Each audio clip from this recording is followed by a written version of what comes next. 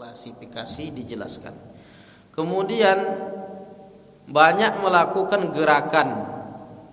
Gerakan ini kalau dalam mazhab Syafi'i 3 gerakan yang bukan gerakan sholat dilakukan berturut-turut itu membatalkan sholat. Yang keempat, tertawa. Ada orang sholat sambil tertawa. Nah, kalau tertawa dia batal sholatnya. Tapi kalau senyum enggak. Kalau cuma senyum aja sholat enggak batal. Cuma masalahnya mengapa senyum sedang sholat. Itu masalahnya. Oh, itu saya terbayang tak batal sholatnya. Nah, itu perlu penjelasan. Tidak berurutan dalam pelaksanaan sholat. Umpamanya dia ruku dulu baru Al-Fatihah gitu kan. Terbalik gitu.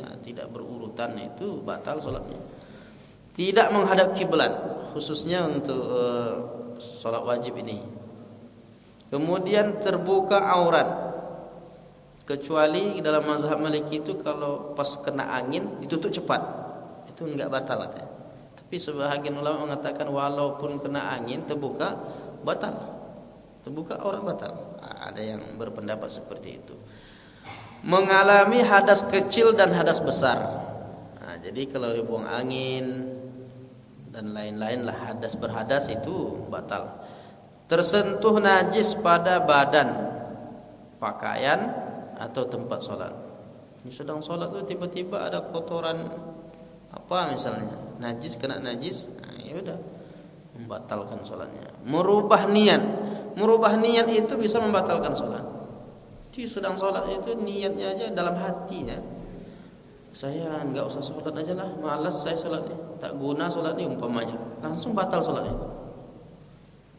Jadi niatnya itu tidak boleh berubah. Nah, jadi termasuk niat yang mengada-ngada, itu bisa merubah. Jadi kalau dia tidak lagi tujuannya untuk sholat, di dalam sholat dia kan tadi dari awal kan mau sholat.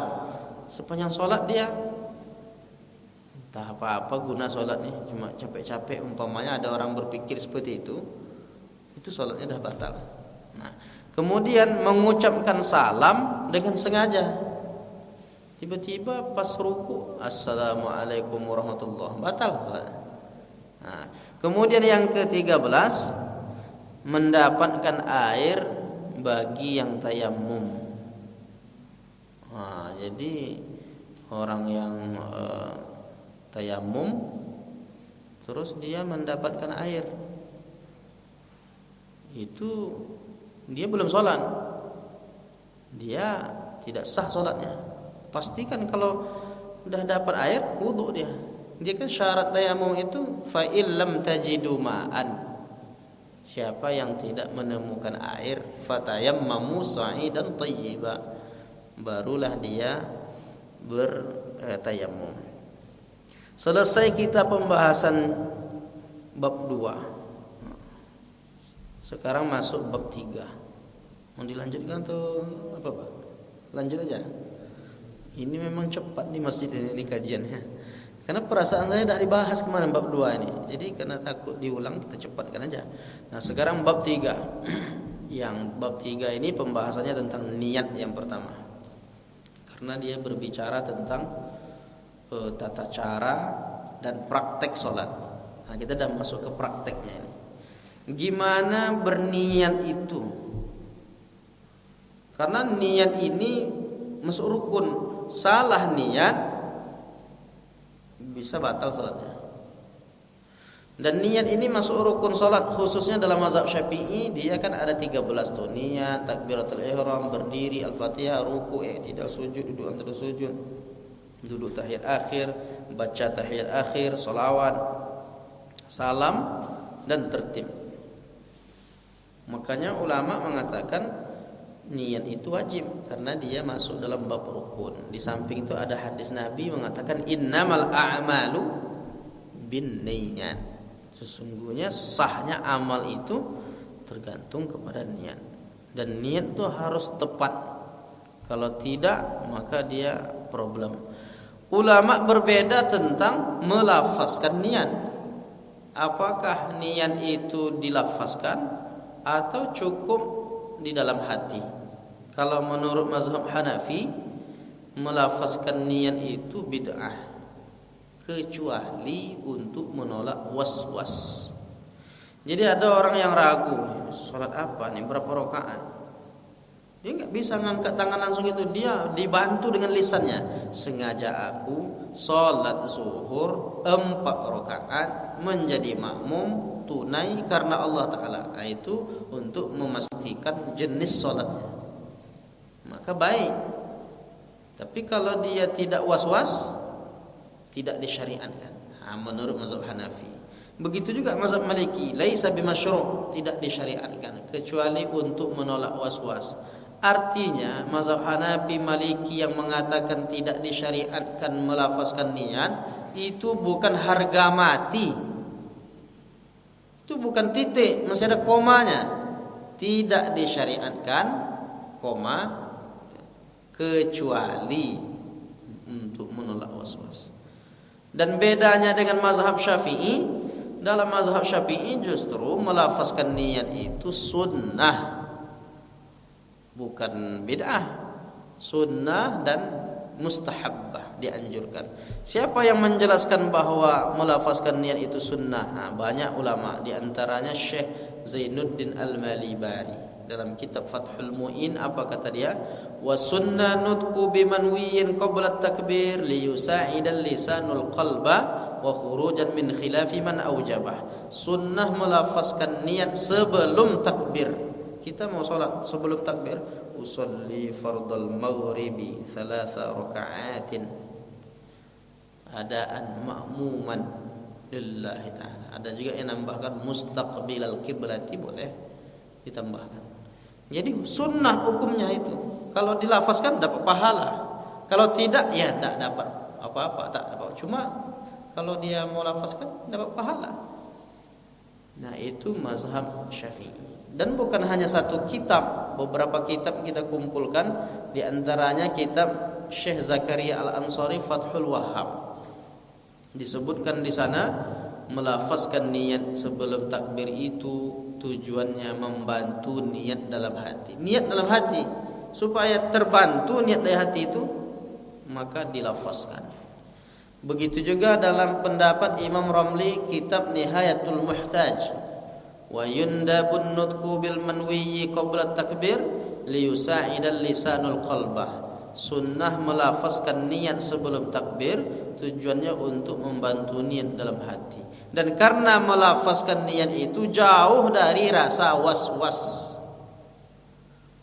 Bapak ibu kita boleh jadi ada masanya kita konsentrasi, karena kita tak punya masalah yang berat mungkin, jadi kita konsentrasi. Andai tak kita lafazkan Allahu Akbar, konsentrasi. Tapi ada masanya kita lagi punya masalah, sehingga mau mulai sholat pun pikiran tak kemana-mana. Nah, untuk orang yang was-was ini, supaya was-was itu hilang, dibantu niat hati itu dengan lafaz. Jadi kuat dia. Sengaja aku sholat subuh 2 rakaat. Itu kan jadi jelas. Tujuannya itulah tuh, melafazkan niat itu. Jadi bukan sesuatu yang dilarang melafazkan niat itu. Orang-orang belakangan nih aja yang menyalah-nyalahkan lafaz niat itu. Dulu ulama banyak, kitab-kitab ulama menjelaskan lafaz niat itu sunnah. Tetapi ingat, jangan dianggap wajib. Karena ada juga yang wajib. Makanya di ujung tu apa kata Imam Ramli? Walil khuruji min khilafi man aujabahu. Keluar dari khilafiyah bagi yang mewajibkannya. Maksudnya kami tak setuju. Kata ulama mazhab Syafi'i ini, kami tak setuju. Kami keluar dari pendapat orang yang mewajibkannya. Kalau ada orang yang mewajibkan lafaz niat, kami tak sepakat. Karena melafazkan niat itu hukumnya sunnah saja. Itu pendapat ulama mazhab Syafi'i.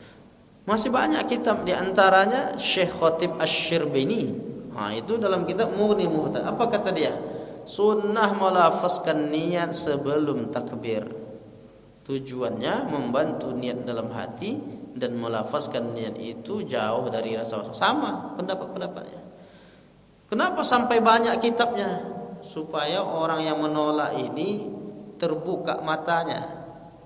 Kok ditolak? Ini berapa banyak ulama yang berpendapat itu mau ditolak semua. Mereka punya dalil. Mana dalilnya? Di antaranya surah Qaf ayat 18. Ma yalfidhu min qawlin illa ladaihi raqibun atid. Tidaklah seseorang melafazkan suatu ucapan melainkan ada malaikat yang mencatat. Kalau ucapan itu baik, dicatat sebagai amal kebaikan. Kalau ucapan itu buruk, maka dicatat sebagai keburukan. Nah, orang melafazkan niat itu, apakah mencarut-carut dia itu? Apakah ucapan itu jelek? Ada dosa di situ. Orang menguatkan hatinya, sengaja aku. Lagipun itu belum sholat, belum dihitung sholat. Itu kan di luar sholat. Sholat itu kan pangkalnya takbir. Maka kalau ada orang melafazkan niat, itu aba-aba menuju niat yang sesungguhnya di dalam takbir dalam mazhab Syafi'i. Nah, makanya boleh saja melafazkan niat itu. Kemudian hadis yang kedua, dalil yang kedua, hadis tentang Nabi umrah dan haji. Nabi itu ketika umrah dan haji dia melafazkan niat, labbaika bi umratin wa hajjin. Labbaik, aku sengaja mengerjakan umrah dan haji. Kalau bahasa kita kan sengaja aku, kan? Ya, aku sengaja, aku menyengaja, sama itu. Sengaja menunaikan ibadah haji. Makanya kita kalau mau umrah itu ihram, kita pakai itu berniatnya di Bir Ali. Itu dilafazkan. Kalau dalam fikih Syafi'i dianjurkan lagi nawaitul umrata wa ahramtu biha. Itu untuk menguatkan yang di dalam hati. Dikiaskan kepada ibadah salat. Dan masih banyak dalil-dalil yang lain, tak usah kita perpanjang dalil-dalil ini, tapi intinya kata Allah dalam surah Al-Baqarah, wa in tubdu ma fi anfusikum aw tukhfuhu yuhasibkum bihillah. Apa yang engkau ucapkan, lahirkan apa yang dalam hati, kan niat di hati, kita lafazkan, kita ucapkan, atau yang disembunyikan, tidak usah dilafazkan, tetapi ada di hati, itu tetap dinilai oleh Allah. Jadi tidak usah lagi orang mempersoalkan lafaz niat, yang penting ada niat di hatinya. Kalau dia ungkapkan untuk menguatkan hatinya, tetap dinilai oleh Allah Ta'ala. Kemudian masuklah takbiratul ihram. Nah, takbiratul ihram ini lafaznya ada beberapa versi dalam pendapat ulama. Kalau mazhab Maliki harus Allahu Akbar. Mazhab Syafi'i membolehkan Allahu Akbar atau Allahul Akbar.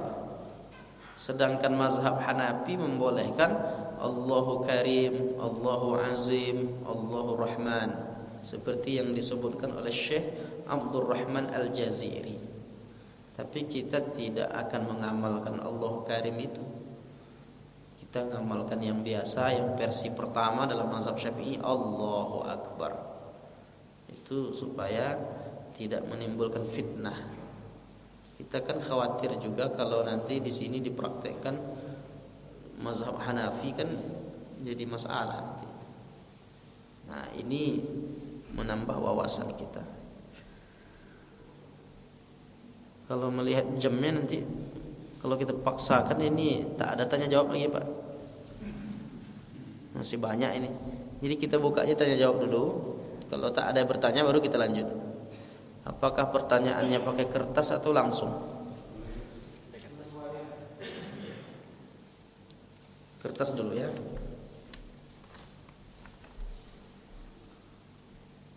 Hal-hal yang membatalkan sholat.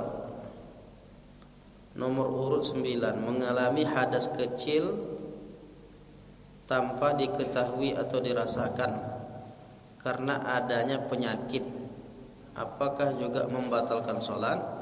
Nah, ini pembahasan yang disebut dalam fikih dicontohkan orang yang terkena penyakit sulusul baul. Sulusul baul itu menetes terus, kencingnya menetes terus. Itu orang yang berpenyakit seperti itu dimaafkan, karena walau macam mana pun pasti keluar, walaupun setetes dua tetes itu. Dan dia disyaratkan, orang yang terkena penyakit sulusul baul ini dia mesti wudunya setelah masuk waktu. Kalau kita yang sehat kan tidak sampai menetes tuh sepanjang sholat kita, boleh aja sebelum masuk waktu wudu. Sebelum masuk waktu wudu, nanti sholat selesai, tak ada masalah. Nah, orang yang kena penyakit ini karena dia menetes terus seperti itu, maka dia tidak boleh wudunya itu sebelum masuk waktu sholat. Jadi udah masuk waktu sholat baru dia wudu. Dia bersihkan dulu, sucikan. Umpamanya nanti dia khawatir menetes itu kena ke tempat, dia pakai